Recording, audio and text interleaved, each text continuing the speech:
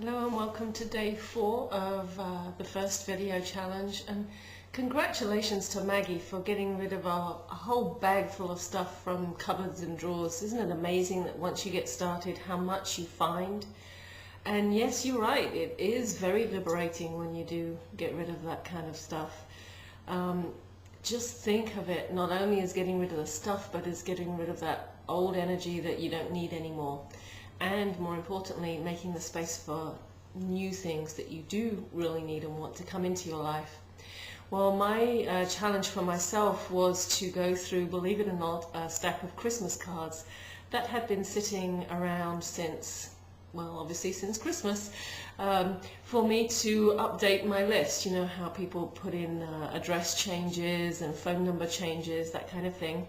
Well, I had this pile of Christmas cards that I've had sitting around waiting for me to go through the list so that I could update anything that's changed. And it's been on my desk. It moved from my desk to my dining table. It moved from the dining table to the living room. Does this sound familiar to anybody? Well, I kept moving it around thinking that if I kept seeing it that I would somehow get round to doing it, but of course I just kept putting it off and putting it off. In the end, it took me just probably the most 30 minutes to do. It was easy, and it's been sitting there for 4 months. So, now I know what you're thinking. You're thinking, that's not a very efficient way to do it, and you're absolutely right. And so this year, my goal with the Christmas cards is to update them whenever they come in, to update my list whenever they come in.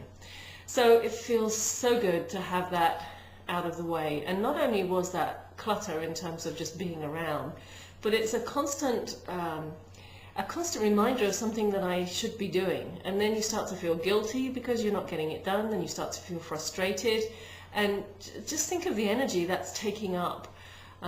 So it feels really, really good to have that done and to have those cards gone for recycling now. So how are you getting on? What have you thrown away today? What have you thrown away this week?